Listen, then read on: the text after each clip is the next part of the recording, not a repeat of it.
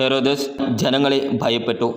എന്തെന്നാൽ അവർ യോഹന്നാനെ പ്രവാചകനായി പരിഗണിച്ചിരുന്നു.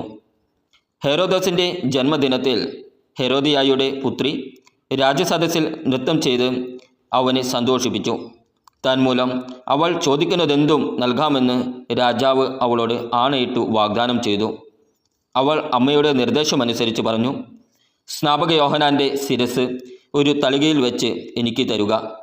രാജാവ് ദുഃഖിതനായി.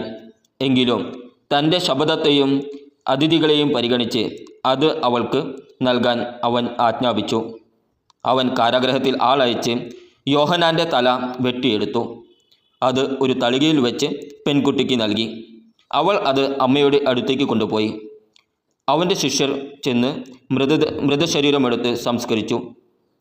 അനന്തരം അവർ യേശുവിനെ വിവരമറിയിച്ചു. നമ്മുടെ കർത്താവായ ഈശോ മിശിഹായ്ക്കും സ്തുതി.